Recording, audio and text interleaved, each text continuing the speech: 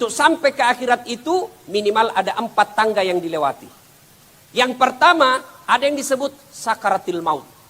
Apa itu sakaratil maut? Orang Perancis bilang ipamadangi. Yang kedua, setelah sakaratil maut, wafatlah kita, diantarlah kita ke kuburan.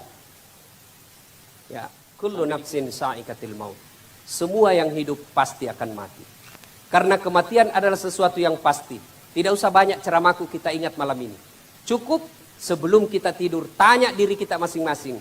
Kematian adalah sesuatu yang pasti. Sudah siapkah saya menghadapi kematian? Apa bekal dalam menghadapi kematian? Sebaik-baik bekal adalah takwa. Salah satu diantaranya adalah memelihara solat dengan sebaik-baik. Rasulullah menjelaskan, siapa yang meyakini 2 kalimat syahadat sampai matinya, dia ucapkan lalu dia yakin sampai mati, pasti masuk surga. Cuma pertanyaan, kapan masuk surganya? Kapan masuk surganya Ustaz? Selesai dicuci di neraka.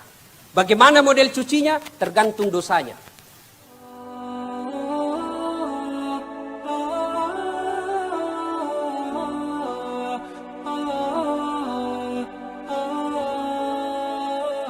Assalamualaikum warahmatullahi wabarakatuh.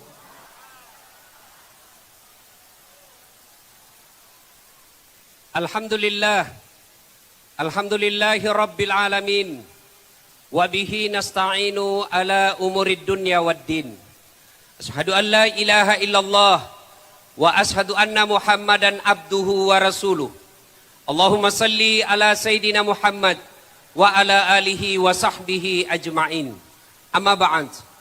Faqad qala Allah subhanahu wa ta'ala fi kitabil karim wa huwa asdaqul qailin.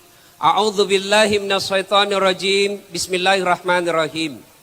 Ya ayyuhalladzina amanu taqullaha haqqa tuqatih wa la tamutunna illa wa antum muslimun. Wahai orang-orang yang beriman, bertakwalah engkau kepada Allah dengan sebenar-benarnya takwa. Dan janganlah kamu mati kecuali dalam keadaan beragama Islam.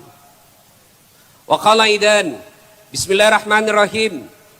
Ya ayyuhalladzina amanu dukhulu fisilmi kaffatan. Wa la tattabi'u khutuwati syaitan. Innahu lakum adu mubin. Wahai orang-orang yang beriman, masuklah engkau ke dalam Islam secara sempurna. Dan janganlah engkau ikuti langkah-langkah setan, karena sesungguhnya setan itu musuh yang nyata bagi kalian. Ibu bapak yang saya muliakan, sebelum kita lanjut, kira-kira di tempat kita ini ada setan apa enggak? Ada. Ada. Setannya bukan pocong, bukan uka-uka, bukan popo. Apa setan yang ada di tengah-tengah kita? Bisa jadi handphone. Ustadz sudah ceramah masih download. Nah, itu setan itu mengalihkan perhatian. Apalagi setan yang ada di tengah-tengah kita, bisa jadi dia bujuk pulang. Kita khawatir yang pulang itu kena bujukan setan.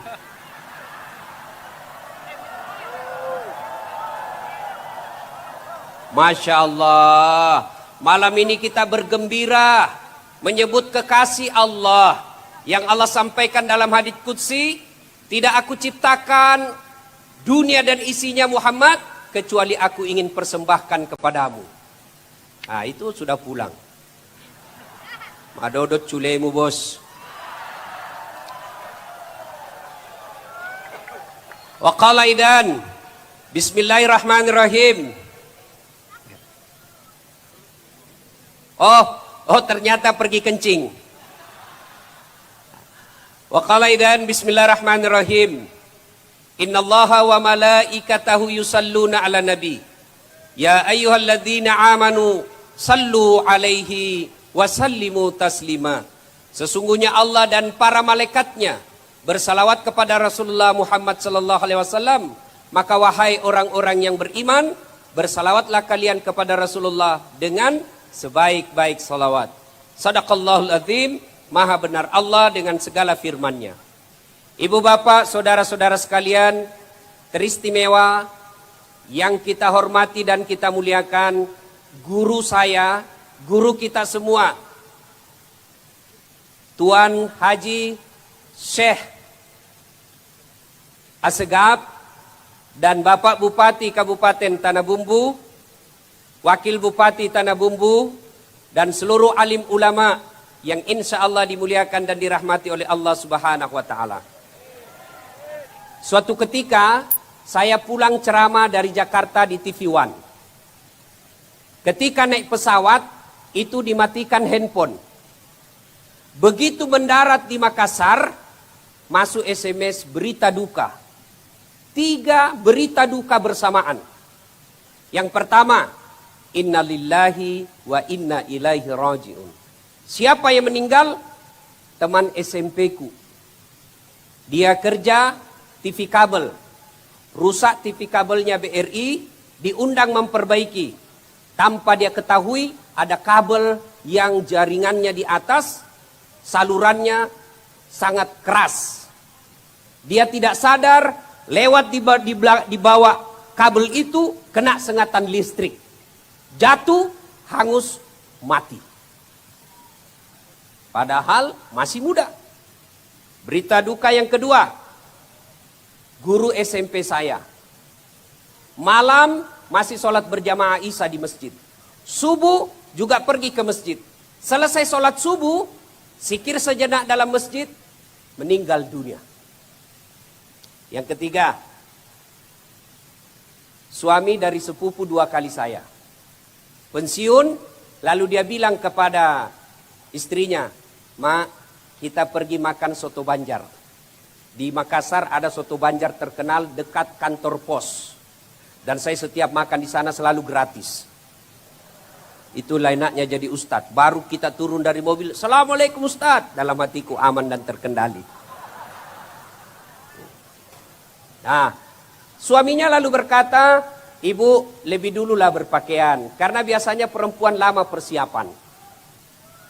Ibunya berdandan, keluar suaminya, keluar rumah ke tetangga. Dari pintu pagar dia dengan jalan beruang, itu ada jembatan kira-kira 30 cm. 1 meter. Terpeleset kakinya, jatuh, meninggal. Sehat, terakhir. Kita reunian, kumpul teman-teman, jam 4 sore di warkop, masih foto-foto. Tiba-tiba teman saya berkata, ndak enak kurasa kayak pusing kak. Kemudian dia tidak sadarkan diri. Saya pegang ubun-ubunnya, dalam hatiku, sebentar lagi meninggal ini. Ternyata lari bawa ke rumah sakit, tidak beberapa saat meninggal. Semua sehat. Semua masih dalam keadaan sadar. Ternyata ajal menjemput.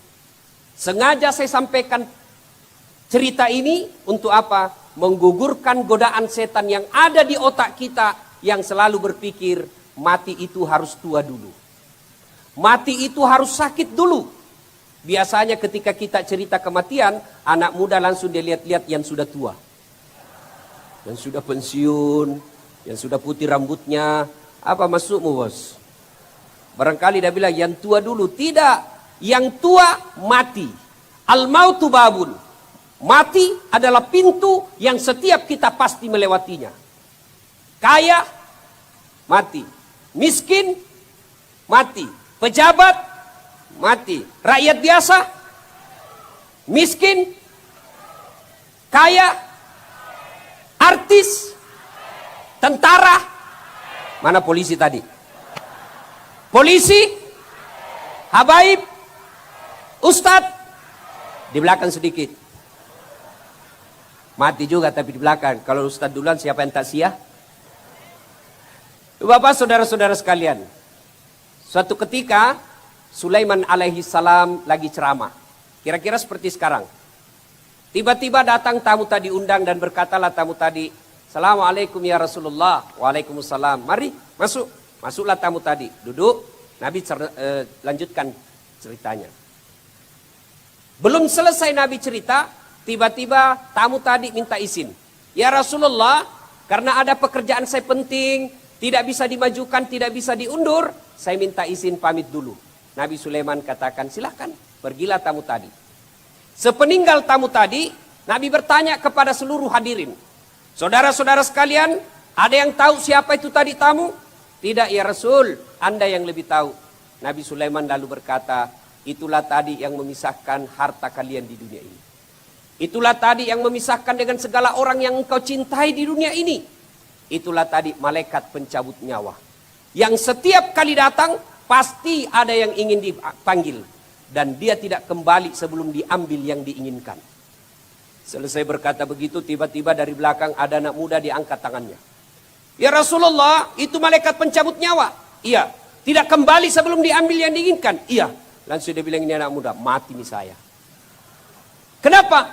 Sejak datang sampai pulang, saya terus dilihat. Nabi Sulaiman katakan, hati-hati coaches. Tentu dalam riwayat tidak ada bilang ces. Ini Ustadz zaman now. Hati-hati mas bro.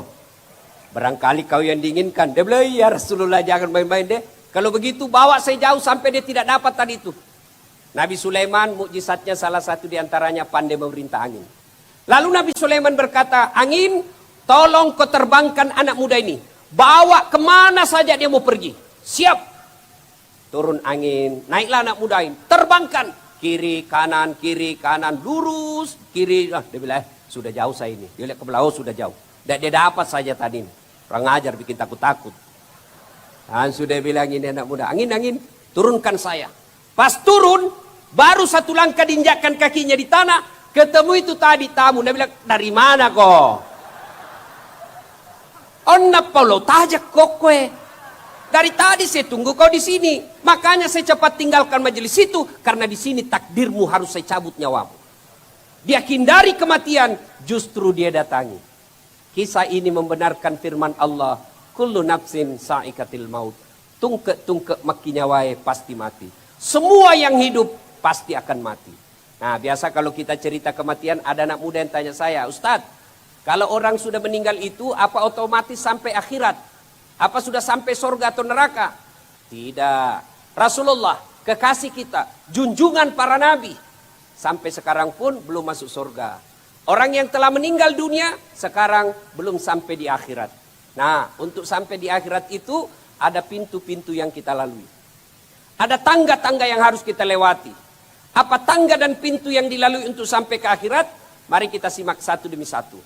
Dalam kitab Durratun Nasihin, dijelaskan, untuk sampai ke akhirat itu minimal ada 4 tangga yang dilewati. Yang pertama ada yang disebut sakaratil maut. Apa itu sakaratil maut? Orang Perancis bilang ipamadangi. Perancis itu Pare-Pare dan sekitarnya. Nah, sakaratil maut. Bagaimana kondisi dan keadaan orang menghadapi sakaratil maut? Tergantung amalnya ketika hidup. Ketika dia hidup, agamanya Islam, tingkah lakunya Islam, rajin hadir salawatan seperti ini, insya Allah sakaratil maut mati dalam keadaan Islam. Sebaliknya, ketika dia hidup agamanya Islam, perbuatannya tidak Islami, tingkah lakunya tidak Islami, dia pembuat mesum, pembuat maksiat, hampir bisa dipatikan, matinya pun nanti tidak dalam keadaan Islam. Pertanyaan, adakah orang Islam mati tidak dalam keadaan Islam? Banyak. Setiap Jumat, mimbar khutbah mengingatkan kepada kita. Tiap Jumat kita dengar. Ya ayyuhalladzina amanu taqullaha haqqa tuqatih. Wa la tamutunna illa wa antum muslimun. Wahai orang-orang yang beriman, bertakwalah engkau kepada Allah dengan sebenar-benarnya takwa. Dan janganlah kamu mati. Jangan sekali-kali kamu mati. Illa kecuali wa antum muslimun, dalam keadaan beragama Islam. Sengaja Allah ingatkan kita setiap mimbar Jumat. Hati-hati kalian, lahir Islam, khitan Islam, nikah Islam, tapi belum tentu kalian mati dalam keadaan Islam. Siapa mereka yang mati dalam keadaan non muslim atau kafir? Contoh aja ini ya, contoh saja ini. Pedagang. Ada pedagang di sini. Berapa harganya ini sarungmu? 50.000. Wih, mahal benar. Dia beli, itu saja 50 saya kasih kau modal. Karena kita sama-sama orang Bugis. Lalu, 40.000, enggak boleh. 50 itu modal. Padahal sudah ada untungnya. 10.000-nya riba. Wa ahallallahu bai'a wa harramar riba. Allah halalkan jual beli, tapi Allah haramkan riba. Mana kategori riba? Satu di antaranya menipu pembeli. Termasuk ada penjual bensin botolan di sini. Ada. Oh itu hati-hati. Tulis bensin murni. Padahal dia campur minyak tanah. Begitu dikomplain, kenapa kau tulis bensin murni? Ada minyak tanahnya. Dia bilang, jangan salah mas bro. Istri saya namanya Murni. Makanya saya tulis bensin murni. Manusia boleh kalian tipu, tapi demi Allah, Allah maha tahu. Contoh lagi nih, contoh-contoh. Ada oknum penegak hukum. Ada anak sekolah buru-buru pergi sekolah. Tidak pakai helm. Lewat jalan raya. Nabrak, melanggar rambu-rambu lalu lintas. Didapat sama oknum ini. Kau melanggar. Kau tidak lihat rambu lintas. Kau tidak lihat rambu-rambu. Saya lihat pak. Kenapa kau langgar? Saya tidak lihat bapak.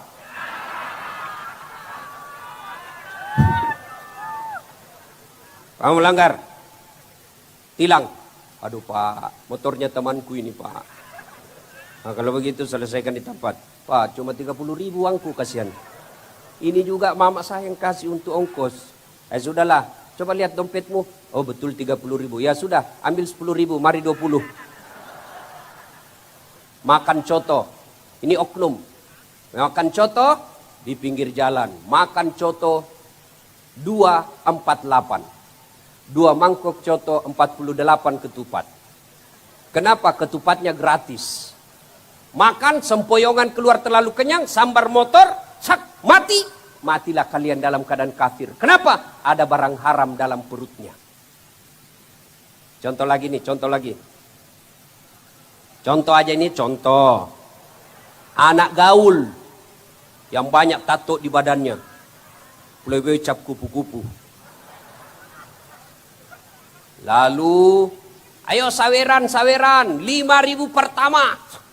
Saya 10.000. Kamu 30.000. Cukup 50.000. Apa dibeli? Anda usah vodka. Mahal. Apa? Lempox. Lempox campur racun tikus. Beleng-beleng. Kenapa lempox kau minum racun tikus? Akhirnya isap. Bikin komunitas remaja bernapas dalam kaleng.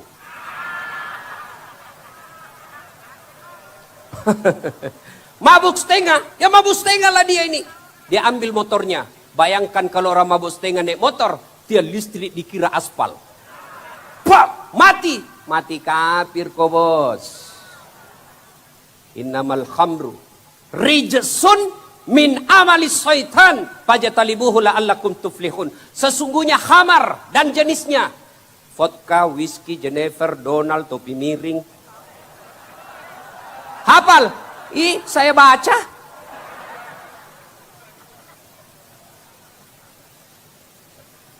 Minuman keras jauhi anak muda.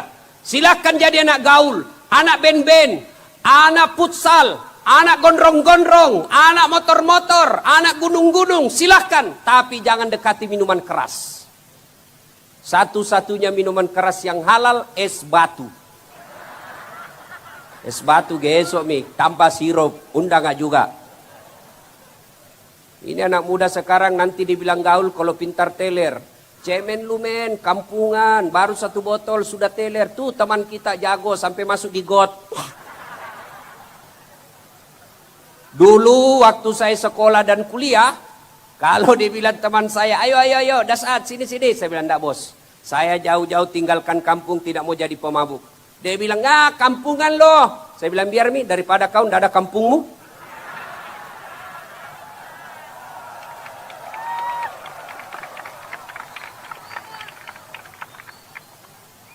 Tuh, hati-hati.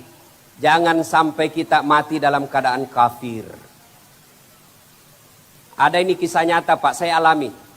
Karena itu Ustadz, kalau ada orang meninggal siapa dipanggil Bu? Kalau ada orang sakaratil maut.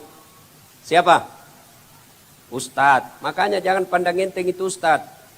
Ada juga itu ibu-ibu matre, dia bilang sama anaknya, ndak usah kau bergaul sama itu ustad. Apa itu ustad? Baca Yasin aja dia tahu. Kan begitu bu. Kalau ada orang meninggal, siapa dipanggil? Pak Camat. Pucat, ndak tahu ngaji. Bukannya di Tanah Bumbu, di sana negerinya orang.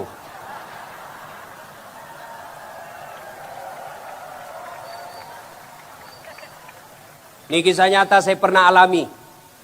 Kakak saya di opname di Rumah Sakit Makassar namanya Wahidin Sudiro Husodo. Ada orang sakaratil maut, ibu-ibu, sudah lama sakaratil maut tidak meninggal. Ingat, ketika ada orang lama sakaratil maut berarti lama disiksa itu orang. Saya kasihan. Saya datanglah kepada dia karena anaknya minta Ustaz tolong didoakan ibu saya. Saya bisiklah telinganya. Ibu tolong ikut saya ngajikan.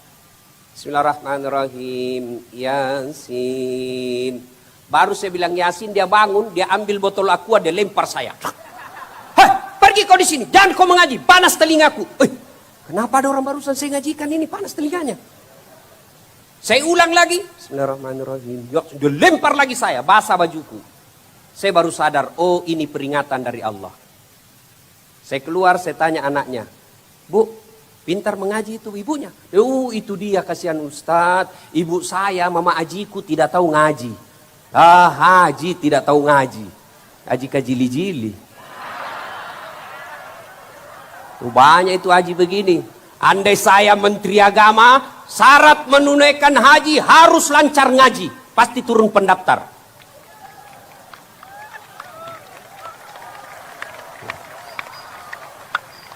Bapak, saudara-saudara sekalian, kisah yang kedua, bahwa sakaratil maut itu tergantung amalnya orang. Nenek saya, Kota Baru. Saya orang Bugis tapi saudara, ibu saya semua ada di Kota Baru. Nenek saya sakaratil maut, saya bisiklah di telinganya. 82 tahun nenek saya sakaratil maut waktu itu. Saya bisik, Nek, maciuk ki, ikut ki Nek. Saya bacakan Yasin. Sampai 83 ayat khatam. Beberapa saat kemudian dia bilang, Melo na yolo, istirahat. Saya mau istirahat dulu. Beberapa saat kemudian meninggal. Kami cucunya semua heran. Kok bisa dia hafal? Padahal waktu sehat, tidak hafal ini surah Yasin. Tapi akhir hidup beliau 2 tahun lumpuh. Kerjaan antara maghrib isya, baca Yasin. Dari 2 fakta yang saya lihat ini membenarkan pepatah kita yang mengatakan Allah bisa karena biasa. Ibu bapak saya tanya, mau sakaratil maut dalam keadaan Islam? Mau sakaratil maut dalam keadaan Islam? 1. Man qama la ilaha illallah ila akhiril hayata dakhalal jannah. Siapa yang mengucapkan la ilaha illallah penghujung hidupnya pasti masuk surga. Itu jaminan Nabi. Supaya terbiasa la ilaha illallah, sakaratil mautnya la ilaha illallah, maka ketika sehat lazimkan la ilaha illallah. Kayak tadi ketika Habib sudah acungkan 1 jari, la ilaha illallah, la ilaha illallah. Terbiasa itu, insya Allah sakaratil maut kita lancar mengucapkan 2 kalimat syahadat. Makanya anak muda kemana-mana jangan tinggalkan tasbih. Ya, coba. Kalau ada tasbih di tangan, seperti saya nih. Kalau ada tasbih begini, pegang, otomatis mulut langsung berzikir. Pegang tasbih langsung, la ilaha illallah. Tidak ada orang pegang tasbih begini langsung dia bilang, jalan kotek 1, onde-onde 4, gogos 5. Tidak ada itu Pak. Makanya caranya adalah biasakan kemana-mana bawa tasbih. Kita di atas mobil angkutan umum, tidak ada kegiatan, yuk pegang tasbih kita. La ilaha illallah, la ilaha illallah. Kenapa? Peluang sakaratil maut meninggal orang jalan raya jauh lebih besar daripada tinggal di rumah. Kenapa? Kecelakaan. Cuma ada sopir di kampung saya pernah bilang begini waktu saya masih sekolah. Dasat, lebih banyak nanti sopir masuk surga daripada ustadz. Sembarang dia bilang ini. Kenapa bisa? Dia bilang itu ustadz bikin lupa Tuhan. Bukannya ustadz ngajak orang ingat Tuhan. Dia bilang coba lihat kalau ustadz khutbah Jumat. Kalau ustadz khutbah Jumat banyak yang tidur di belakang. Lupa Tuhan. Tapi coba kalau sopir. Banyak yang kasih ingat Tuhan. Gimana caranya? Kalau saya balap itu mobil Panther, kencang di atas 150 km per jam, semua penumpang, la ilaha illallah, la ilaha illallah, la ilaha.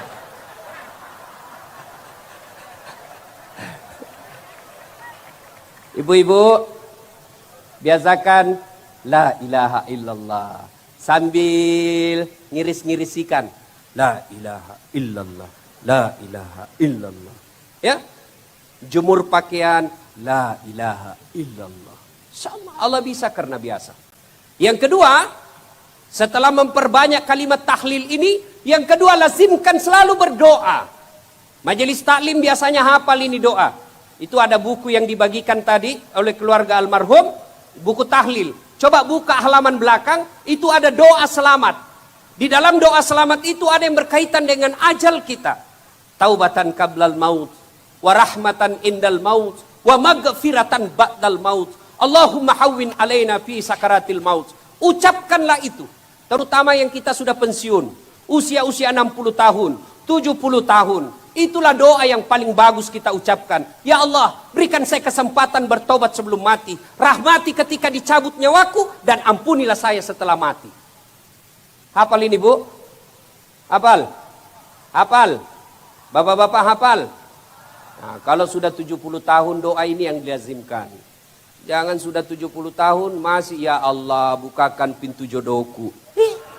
Matoa ni milau mopi. Sudah lobet la ilaha illallah. Nah, ibu bapak saudara-saudara sekalian. Nah, ketika berpisah jasad dengan roh, itulah kematian. Nah, pintu yang pertama kita harus lalui sakaratil maut. Dan orang yang tersiksa menghadapi sakaratil maut, selain orang yang tidak lancar ngaji, yang kedua adalah anak yang durhaka kepada kedua orang tuanya. Pernah dengar kisahnya Alqamah? Bagus ibadahnya. Kalau istilah sekarang pengurus masjid lah dia. Remaja masjid. Sholatnya baik, zikirnya baik, tadarusannya bagus. Tapi anehnya ketika sakaratil maut dibimbing oleh Bilal. La ilaha illallah. Alqamah cuma mengatakan la. Tidak ada. Heran Bilal. Sampailah ini ke Nabi, Bilal sampaikan, ya Rasulullah tolong doakan Alqamah. Dia sakaratil maut tidak bisa syahadat.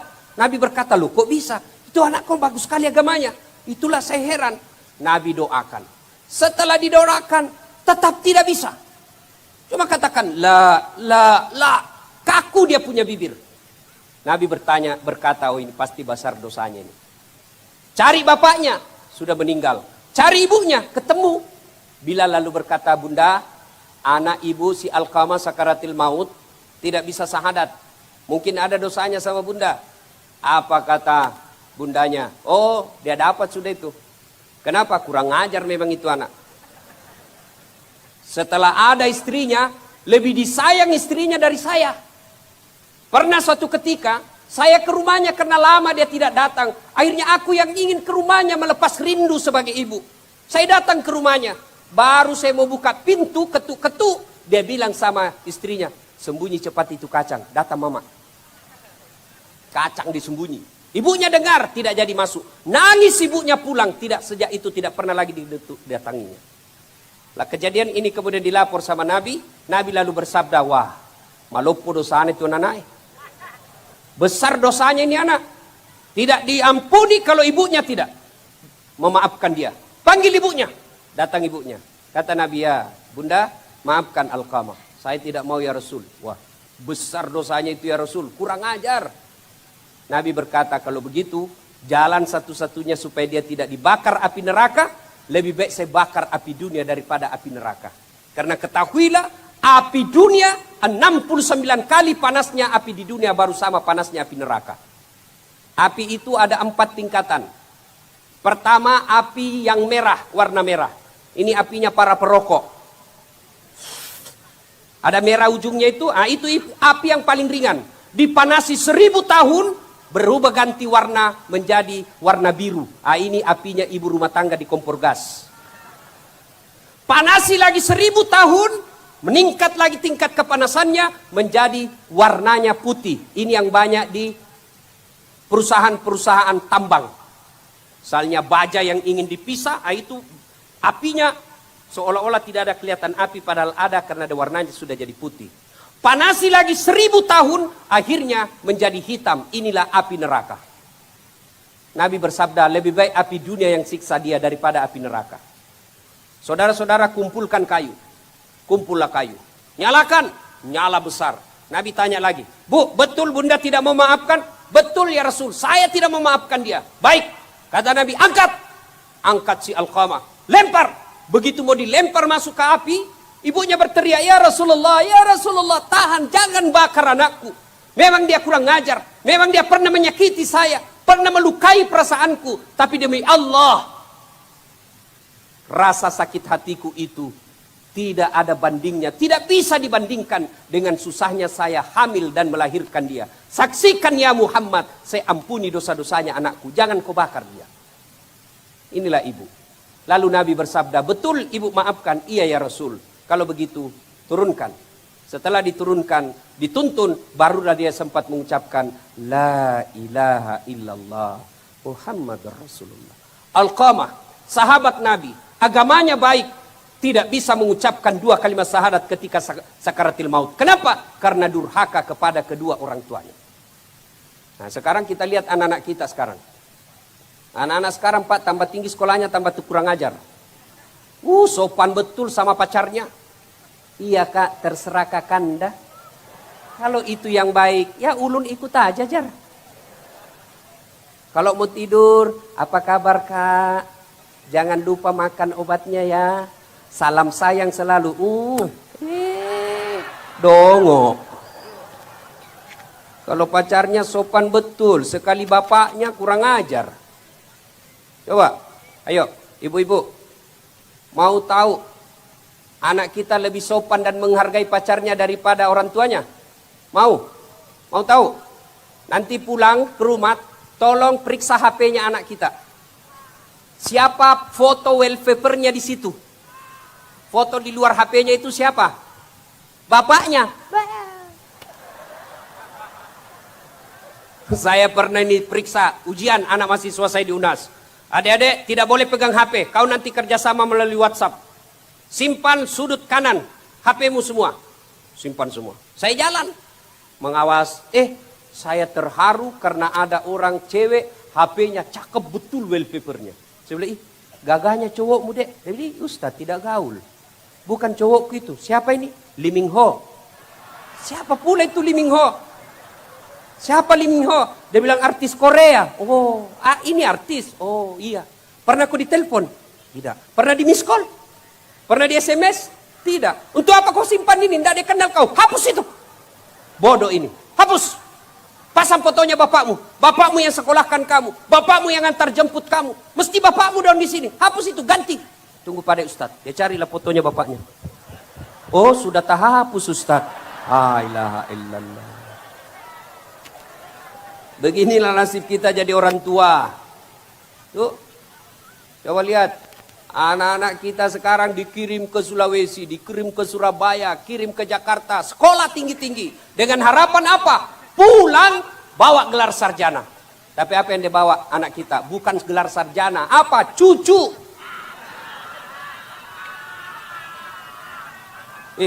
Ngeri saya lihat anak-anak sekarang. Adik-adik nih, banyak sekali adik-adik nih di depan-depan nih. InsyaAllah kalau kalian cinta kepada Rasulullah, cinta kepada Allah, menghormati kedua orang tua, InsyaAllah kesuksesan gampang buat Allah. Gak usah kursus kiri kanan kalau kau kurang ajar sama orang tuamu. Gak usah sekolah ke luar negeri kalau tidak tahu menghormati orang tua. Kecil jadi wali kota, kecil jadi pejabat, kecil punya rumah yang bagus, kecil punya kendaraan yang mewah. Syaratnya apa?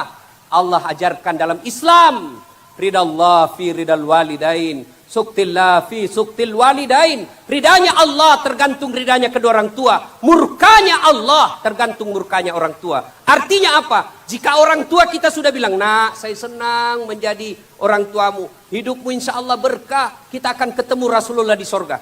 Kalau orang tua selalu mengucapkan doa seperti itu, insya Allah sukses kita. Tapi kalau tidak pernah berbuat baik sama orang tua, keluar tidak pernah cium tangan. Saya tanya, ibu-ibu, anak-anak kita cium tangan enggak kalau jabat tangan? Cium? Enggak, dia sliding saja Pak. Cium tangan itu kan begini. Tapi sama cowoknya, sekali sama bapaknya, tapi Pak, cium tangan kayak itu dong. Sekali sama cowoknya, iya Kak, beleng-beleng. Nah ibu bapak saudara-saudara sekalian, itu model anak sekolah. Bagaimana modelnya yang kita sudah berkeluarga? Kadangkala apa? Lebih sayang sama istri daripada ibunya. Ibu, halo ibu. Ibu, jangan menyuruh suami memilih antara istri dengan ibu. Kadangkala istri kan kalau marah, pilih ibumu atau saya. Mana bisa dipilih, sama-sama penting. Ya, ibu terus. Ibumu, kawin kau sama ibumu. Mana bisa kawin sama ibu? Ini ibu-ibu ini kadang-kala ngomong gak mikir. Ada di sini? Ada juga itu ibu, Masya Allah. Suaminya jadi polisi, istrinya jadi Kapolres. Kenapa istrinya Masya Allah masakkan? Baru 10 menit pergi suaminya ditelepon. Di mana kok Pak? Di mana? Saya di kantor. Bohong, pulang. Saya di kantor, demi Allah. Foto dulu baru kirim. Ada begitu di sini? Ada kurang ajar sama mertua. Mertuanya datang dari kampung dari Sulawesi Selatan, bawa beras, bawa kelapa, naik dari Parepare ke Batu Licin. Dia bilang istrinya, biasa, bapakmu bawa beras 50 kilo, ayam 2 ekor, pulang nanti 5 juta. Ada yang begitu di sini? Bapak-bapak, ada istri model gitu di rumah? Ada? Saya ajari Pak sebagai sesama lelaki. Kalau ada istri seperti itu, jangan dicerai. Kasihan dia, tambah jadi 2. Biar dia tahu rasa. Setuju Pak? Setuju? Nah, dengar ibu, hati-hati bu. Makanya ketika datang mertua dari kampung, istri yang soleha mestinya dia sujud syukur. Ya Allah, terima kasih kau utus orang tua ini datang ke kampung ini, datang ke Batu Licin. Gara-gara inilah orang tua sehingga saya punya suami. Gara-gara inilah orang tua punya anak yang menjadi suami saya sekarang. Andai saja tidak ada anaknya ini orang tua, maka sampai sekarang mungkin saya masih jadi gasturi. Gadis tua Republik Indonesia. Kayaknya ibu, saya bilang sama istri saya di rumah, sayang, kenapa istriku? Sibuknya ini anak muda. Ya, enggak boleh kalau saya bilang sama istrinya Pak Bupati, dilempar saya. Itu sunnah, mengucapkan kata-kata indah kepada istri meskipun tidak sampai di hati. Membahagiakan istri itu sunnah. Ada ini wallahu alam, Bib cerita wallahu alam benar atau tidak. Ada kakek-kakek, setiap dia panggil istrinya, sayang, ada tamu. Sayang, bikin air panas. Sayang, saya mau makan. Cucunya dengar, lalu dia bilang, ih kakek romantis betul. Panggil nenek, sayang melulu. Dia bilang kakeknya, sini dulu dah. Jangan kau ribut. Kenapa? Saya lupa namanya nenekmu.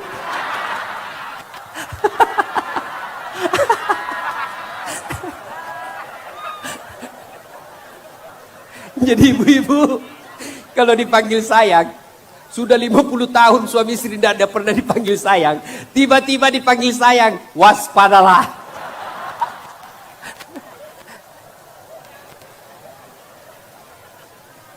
Saya bilang sama istri saya, sayang, boleh marah sama saya. Boleh kau maki saya.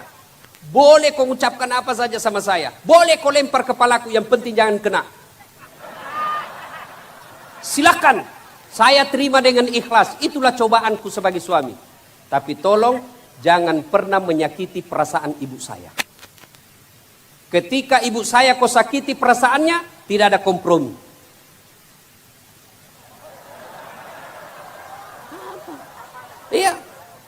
Kenapa?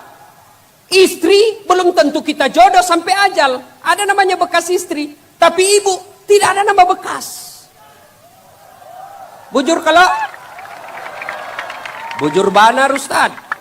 Makanya bapak-bapak jangan pernah takut sama istri.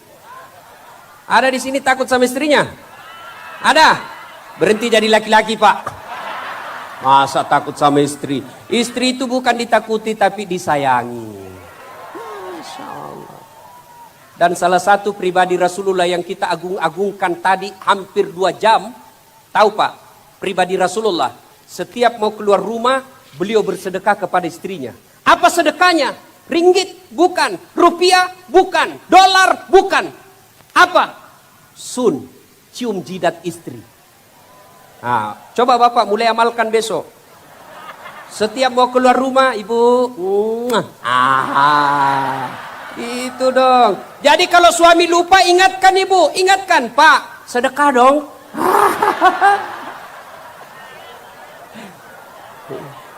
Cuma ada juga ini cerita, wallahu alam benar atau tidak. Profesor guru besar, pas pensiun mulai pikun-pikun. Dia bilang istrinya, Pak, ini sudah 1 minggu Bapak keluar tidak pernah lagi cium-cium saya. Biasanya kalau mau pergi ngajar cium saya. Ini tidak pernah lagi. Langsung dia bilang suaminya, astagfirullah, berarti siapa saya cium selama ini? Ternyata pembantunya dia cium. Jangan juga Bapak modus. Pura-pura lupa pembantunya lebih cantik dari istri. Nah ibu bapak saudara-saudara sekalian. Kembali tadi sakaratil maut. Demi Allah, anak yang durhaka sama orang tuanya tidak bakal mendapat keselamatan sakaratil maut. Suatu ketika Umar bertanya kepada Nabi, ya Rasulullah, saya tahu saya tidak bisa melihat wajah Allah di dunia ini. Saya tahu saya tidak bisa nampak wajah Allah di dunia ini. Tapi saya mau tahu bagaimana supaya Allah tersenyum sama saya meskipun aku tidak melihat wajah Allah. Bagaimana, apa yang saya harus lakukan supaya Allah tersenyum? Nabi bersabda, buatlah ibu bapakmu tersenyum, maka Allah pasti tersenyum kepadamu. Jadi adik-adik sekalian, ayo hargai orang tua. Ada yang nanya lagi sama saya, Ustadz, gimana kalau bapak saya selingkuh? Bapak saya tukang mabuk, bapak saya tukang judi, bapak saya tidak pernah ngurus saya. Apa saya tetap wajib berbuat baik kepadanya? Jawabannya, buka kisahnya Ibrahim alaihissalam. Ibrahim alaihissalam bapaknya namanya Azar, nyembah berhala. Ketika Ibrahim mau ribut sama bapaknya, Allah ingatkan, Ibrahim, jangan kau ribut, itu bapakmu. Tapi dia nyembah berhala ya Allah, dia produsen menyembah berhala, dia bikin patung sama berhala. Allah berfirman, bagaimanapun itu orang tuamu, kau yang mengalah, kau yang keluar dari desamu. Ibu bapak saudara-saudara sekalian, pintu pertama sakaratil maut. Yang kedua, setelah sakaratil maut, wafatlah kita, diantarlah kita ke kuburan. Ya, sampai di kuburan, masuk. Maka yang pertama ditanya adalah sholat. Sampai-sampai ada tukang gogos. Tahu tukang gogos ibu? Apa? Lemper. Ya, tukang lemper. Dia pulang, dia bilang sama istrinya, karena dia dengar bahwa di perkuburan nanti banyak pertanyaan. Dia bilanglah sama istrinya, Bu, besok-besok saya meninggal, jangan kau bungkus saya kain kafan. Kenapa? Saya pasti ditahu jenazah, maka pertanyaan banyak. Jadi apa? Bungkus saya kain pisang, supaya saya dikira gogos. Meninggallah dia, dibungkus betul daun pisang. Datang malaikat, begitu dilihat sama malaikat, ada gogos, bakar cepat. Tidak jadi lagi ditanya-tanya. Nah, datanglah ini. Maka ketika kita masuk alam kubur, orang yang mengantar terakhir telapak kaki orang yang meninggalkan area pemakaman, masih kedengar langkah-langkah kakinya oleh jenazah, datang malaikat menyodorkan pertanyaan. Tapi kalau orang yang baik solatnya tidak usah cemas. Tapi mereka yang tidak bagus solatnya, hati-hati. Kalian tidak akan mampu menjawab pertanyaan alam kubur. Kenapa? Kalau orang yang baik solatnya, maka bukan dia yang jawab, tapi solatnya yang jawab. Datang malaikat. Ini orang baik agamanya. Bagus solatnya. Tanya, Marrabuka, siapa Tuhanmu? Solat kita berkata, mundur, dasat. Dulu waktu kau hidup kau rajin pelihara solatmu. Sekarang saya yang jaga kamu. Mundur kau. Ditanya lagi, Marrabuka, siapa Tuhanmu? Solat kita menjawab, Allahu Akbar. Malaikat giling kepala. Tahu hebat ini. Ditanya lagi, man nabiyuka? Siapa nabimu? Jawab lagi, asyhadu alla ilaha illallah wa asyhadu anna muhammadar rasulullah. Malaikat mungkar tambah giling kepala. Ih, bener, hebat betul ini. Pasti bubuhan Banjar ini.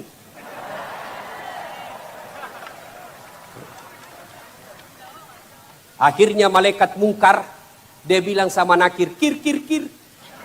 Kau maju, Nakir. Sama kira-kira Pak Bupati dipanggil Pak Wakil. Wakil yang maju.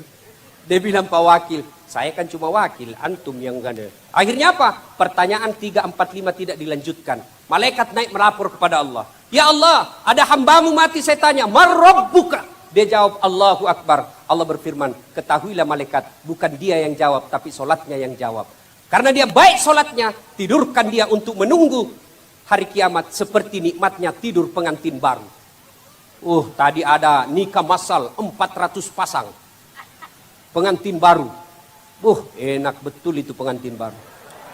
Sampai waktu saya pengantin baru, saya bilang, cepatnya pagi. Itu kalau bagus solatnya. Tapi kalau tidak beres solatnya, datang, malaikat sudah bilang, sudah lama saya tunggu kau. Dia putar palu-paluna, metanolol taja cilaka, pasang kekedomu.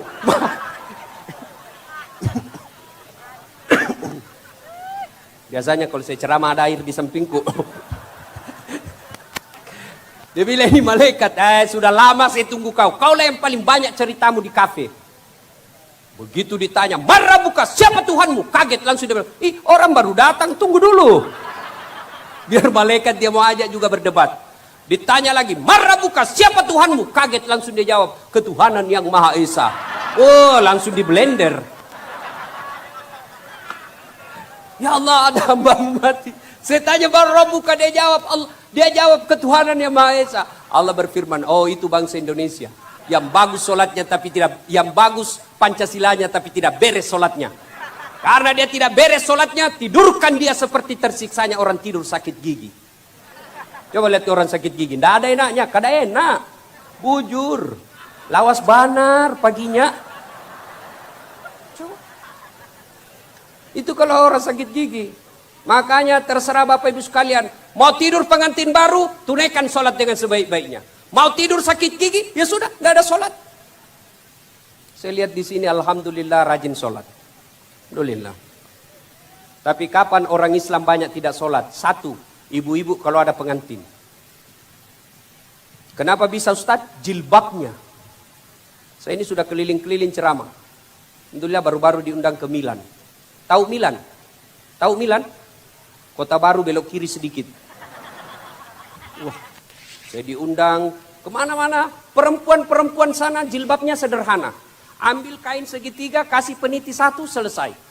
Tapi jilbabnya ibu-ibu Indonesia, Masya Allah, jilbab sakaratil maut. Ada talinya 2 meter, naripi-ripi. Dia ikat di lehernya. 2 meter. Kainnya 3 lembar, ada kuning, ada biru, ada hijau. Masya Allah. 14 pentulnya, 70 cipit-cipitnya. La ilaha illallah. Ada di sini kayak kaleng-kaleng, cuk. Ada pula kayak pohon di belakang. Wah, ilaha illallah. Pergilah dia pengantin, masuk waktu duhur, dia bilang suaminya, ibu sudah mau asar, kau belum sholat duhur. Sadar bapak? Saya sadar, saya suruh kau sholat. Sadar kamu bapak? Saya sadar, saya suruh kau sholat. Kau ndak lihat ini jilbabku, 2 jam dipakai ini. Gara-gara jilbab ndak sholat. Ada begitu di sini? Ada. Ini kalau pengantin ini banyak sekali perempuan yang bukan cuma duit yang disumbangkan, sholatnya juga ikut disumbangkan.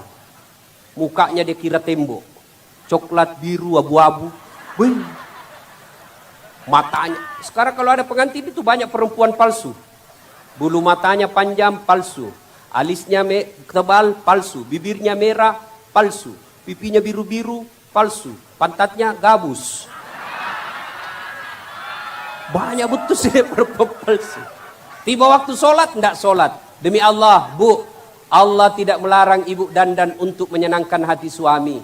Misalnya ibu, kenapa dandan? Supaya suami saya bangga di samping saya. Boleh, itu ibadah. Tapi kalau gara-gara dandanan ibu tidak sholat, demi Allah, ibu termasuk orang-orang yang ditipu daya oleh dunia.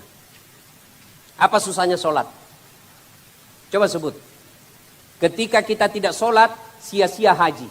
Bapak bangun satu masjid, tapi tidak pernah sholat, delete semua itu. Sholat, andai saja dia barang jualan, sholat itu ibarat barcode. Coba kalau kita beli di warung-warung yang ada pakai di scan itu, kan ada di situ barcode. Scan, ini masuk terdaftar barang. Tapi kalau ada di scan, tidak nyala. Berarti tidak sholat.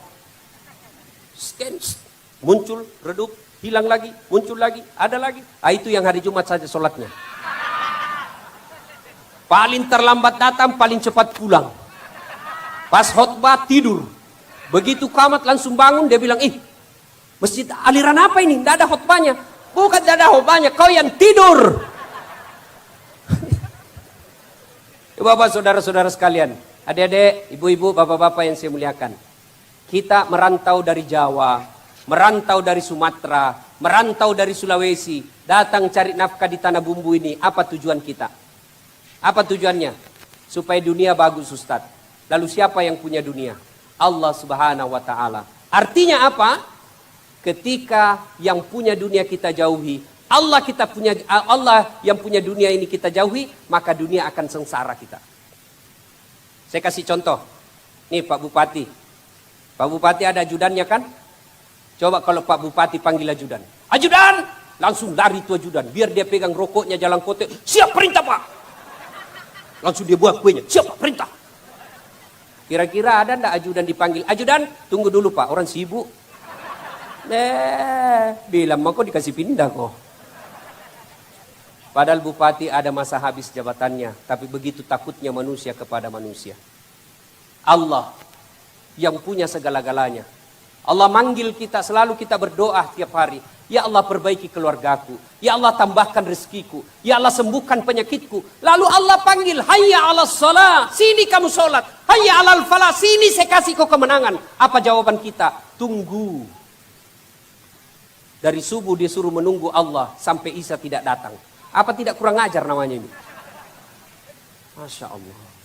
Tidak ada sholat, tidak ada kedamaian dunia. Lalu ada yang ngomong sama saya, Ustadz, itu rajin betul sholat. Kok masalahnya banyak di dunia? Bisa jadi, andai saja dia tidak sholat, lebih banyak lagi masalahnya. Itu Ustadz, rajin sholat, kok banyak masalahnya? Yang kedua, bisa jadi dia sholat tidak sesuai tuntunan Nabi. Kenapa bisa Ustadz? Sholat tidak semangat. Allah. Bismillahirrahmanirrahim. Malik yaumi. Ya kena Ada juga orang sholat saya lihat begitu. La ilaha illallah, siapa yang ngajar? Atau sholat terlalu semangat. Allahu Akbar. Bismillahirrahmanirrahim. Siapa ajar kau keju-keju? Ada juga orang sholat kayak kena angin Pak.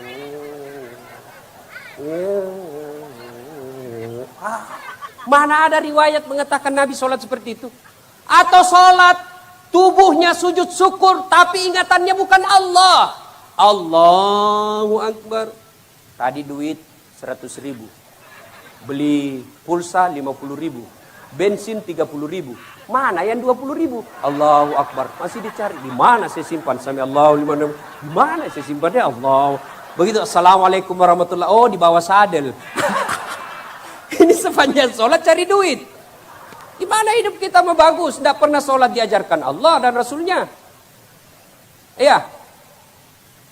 Ya Bapak, saudara-saudara sekalian, ada pula yang tanya, Ustadz, tuh tetangga saya tidak pernah sholat, proyeknya lancar. Itu Ustadz, tidak pernah sholat tapi istrinya cantik, 4 malah Ustadz. Rumahnya bagus, bisa jadi seperti itu yang kita lihat. Tapi apa yang kita tidak tahu? Tidak ada kedamaian dalam rumah tangganya. Apa yang kita tidak tahu? Duitnya banyak tapi tidak ada yang bisa dia makan. Banyak di Sulawesi saya lihat, duitnya miliaran tapi tidak ada yang bisa dimakan. Berhadapan meja makan, penyakit semua dipikir. Asam urat, kolesterol, lemak. Apa yang bisa dia makan? Cuma jagung. Uang 4 miliar makannya cuma jagung. Oh, kasihan. Mobilnya harganya 1 miliar lebih, tapi tidak pernah dinikmati. Baru 10 menit di atas mobil sudah stres. Hati-hati kanan kiri, mati kita. Rem sedikit. Calan tuh cilaka. Begitu dia ke dokter, dia bilang, dokter Pak, selama Bapak aktif ini tidak pernah kena sinar matahari. Mobil AC, masuk rumah AC, masuk kantor AC, tidak pernah kena sinar matahari. Makanya Bapak sakit. Mulai besok Bapak keliling di komplek jam 9 sampai jam 10. Kasih sinar matahari. Gimana caranya dok? Jangan pakai baju. Pakai celana pendek. Jangan pakai sandal ya. Jangan pakai topi. Jalanlah dia cuma pakai celana pendek. Keliling keringatan. Apa bedanya sama gembel? Kenapa? Tidak beres sholatnya. Ada yang penyakit, dirinya diliputi penyakit. Dokter sudah kesana kemari tidak menyembuhkan. Memang bukan dokter yang menyembuhkan kita. Caranya, datangi dulu Allah. Sholat dulu, ngadu kepada Allah. Ya Allah, saya sudah capek sakit ya Allah. Kalau saya sakit seperti ini ya Allah, gimana saya nafkahi anak saya? Ya Allah, kalau saya capek gini, gimana kalau saya sakit gini? Gimana saya bisa sholat dengan sempurna? Sembuhkan penyakitku ya Allah. Karena Engkau yang maha menyembuhkan. Sudah itu, baru ke dokter. Bukan dokter yang menyembuhkan kita, Pak. Demi Allah, saya belum pernah ketemu dokter yang hebat. Kenapa? Begitu saya ke dokter, saya juga yang beritahu penyakitku. Assalamualaikum dok. Waalaikumsalam. Mas Ustad. Kenapa ki Ustad? Sakit-sakit perutku ini dok. Kenapa bisa? Urusanmu. Karena kau dokter. Yang hebat itu kalau baru kita masuk, Ustad pasti mencret. Allah. Tanpa diberitahukan keluhan kita, Allah sudah tahu. Maka mengadulah kepada Allah. Ketika ada masalah di dunia ini, Allah tidak minta kau jadi anggota DPR dulu. Kau jadi orang kaya dulu. Kau jadi profesor dulu. Kau jadi pengusaha dulu supaya selesai masalahmu. Tidak. Allah cuma minta ista'inu bisabri wassalat. Sabar, perbaiki solatmu. Saya yang selesaikan masalahmu. Itu janji Allah. Ibu bapak saudara-saudara sekalian. Suatu ketika, saya pergi mencukur. Yang cukur saya ini jelas kenominnya tidak jelas. Antara laki dengan perempuan. Orang sekarang bilang LGBT. Di kampungku bilang calabai. Di Makassar bilang bencong. Tidak jelas. Makhluk seperti ini kan cerewet. Waktu dia cukur saya, semua dia komentar. Saya diam. Nanti saya tersinggung waktu dia bilang, Ustadz, saya tidak percaya Tuhan Maha Pengasih. Sembarang ini mulutnya ini dia bilang. Kenapa bilang begitu? Kalau Tuhan Maha Pengasih, kenapa ada peminta-minta di jalan? Kenapa ada orang miskin berkeliaran? Kan Tuhan Maha Pengasih. Dalam hatiku, benar juga dia bilang ini. Tapi tidak ada gunanya diajak debat. Jenis kelaminnya aja tidak jelas. Habis-habis pulsa. Sudah, saya keluar. Begitu saya keluar, Allah kasih jawabannya. Saya ketemu gondrong. Tahu gondrong? Yang panjang rambutnya. Saya bilang, Dek, sini kok. Saya kasih kau 50.000 ikut sama saya. Kemana Ustaz? Ikut saja, sini. Ikut. Saya kembali ke tukang cukur. Assalamualaikum warahmatullahi wabarakatuh. Deng. Waalaikumsalam. Masuk Ustaz. Saya bilang, Deng. Saya tidak percaya ada tukang cukur di sini. Sembarang. Barusan saya cukur Ustaz. Saya tidak percaya ada tukang cukur. Kalau ada tukang cukur, kenapa ada ini gondrong? Langsung dia bilang, dia salah Ustaz. Bagaimana dia tidak gondrong? Karena dia tidak datang minta kepadaku untuk cukur. Coba kalau dia datang kepadaku, maka aku cukur dia sampai gundul. Demikian juga Allah. Coba hafal Asmaul Husna. Ada enggak nama Asmaul Husna jelek?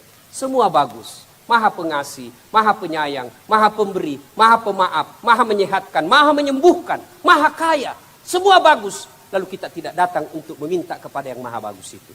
Kita lebih senang datang kepada manusia. Padahal Nabi menjelaskan, siapa yang menggantungkan diri dan cita-citanya, harapannya kepada manusia, maka siap-siaplah kalian kecewa. Ibu bapak saudara-saudara sekalian, sebenarnya banyak lagi yang ingin kita sampaikan. Masih ada 2 pintu untuk sampai ke akhirat, tapi waktu yang terbatas. Insya Allah. Kenapa ibu? Belum puas? Belum puas? Memang saya bukan laki-laki pemuas. Terus menghina. Memangnya saya tukang parkir. Terus. Ustaz ini bos. Ibu bapak saudara-saudara sekalian, akhirnya. Satu. Kullu nafsin sa'ikatil maut. Semua yang hidup pasti akan mati. Karena kematian adalah sesuatu yang pasti. Tidak usah banyak ceramahku kita ingat malam ini. Cukup sebelum kita tidur, tanya diri kita masing-masing. Kematian adalah sesuatu yang pasti. Sudah siapkah saya menghadapi kematian? Apa bekal dalam menghadapi kematian? Sebaik-baik bekal adalah takwa. Salah satu di antaranya adalah memelihara sholat dengan sebaik-baiknya. Yang kedua, Kesimpulan kita, Rasulullah menjelaskan, siapa yang meyakini 2 kalimat syahadat sampai matinya, dia ucapkan lalu dia yakin sampai mati, pasti masuk surga. Cuma pertanyaan, kapan masuk surganya? Kapan masuk surganya Ustaz? Selesai dicuci di neraka. Bagaimana model cucinya? Tergantung dosanya. Kalau dia waktu hidup bagus amalnya, maka cucinya sedikit saja kotoran, tak, masuk surga. Tapi kalau dia banyak kotorannya, banyak dosanya, ibuku di kampung dulu kalau banyak pakaianku kotor, cara cucinya apa? Kalantang. Di kalantang itu direndam dulu air panas 1 hari, kemudian disikat, dibanting, dilipat, diinjak-injak. Malamnya diembunkan, besok dijemur 1 hari full, besoknya baru dibersihkan ulang, baru bersih. Kalau sedikit saja dosanya tempeleng, tak, nah sudah masuk surga. Tapi kalau banyak dosamu bos, dikalantang kau dulu. Yang ketiga, kesimpulan kita. Allah bertanya dalam Al-Quran As-Sajdah. Apa man kana mu'minan kaman kana fasikan? Apakah sama orang beriman dengan pura-pura beriman? Islam tapi pura-pura? La yasta'un. Tidak sama kata Allah. Ammal ladzina amanu wa amilus solihati falahum jannatul ma'wa. Bagi mereka yang beriman, beramal soleh, kami kembalikan mereka ke dalam surga. Surganya dunia, insya Allah surganya akhirat. Wa ammal ladzina fataku fama'wahumun nar. Bagi mereka yang pembangkang, pura-pura beriman, fasik, imannya hanya di lidah, pelakuannya bukan Islam, kami akan kembalikan mereka ke dalam neraka. Nerakanya dunia, apalagi nerakanya akhirat. Bapak saudara-saudara sekalian, inilah tausiah kita pada taklim kita kali ini. Mudah-mudahan ada manfaat. Saya Dasat Latif secara khusus menyampaikan terima kasih kepada Pak Bupati.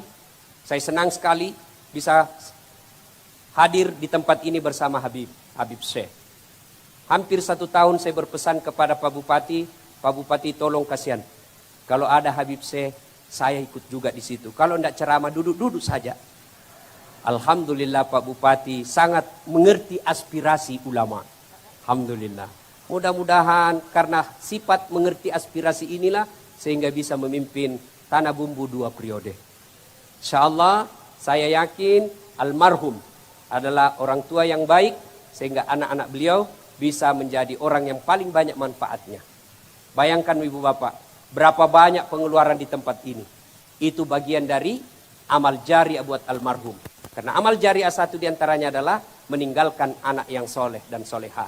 Dan beliau telah menunjukkan mudah-mudahan amal ibadah ini menjadi, kegiatan ini menjadi amal penyejuk kubur almarhum yang ada di belakang kita. Demikian, mudah-mudahan ada manfaat, lebih dan kurangnya mohon dimaafkan. Nun wal kalam ya masturun, billahi fi sabilil haq, Assalamualaikum warahmatullahi wabarakatuh. Waalaikumsalam warahmatullahi wabarakatuh.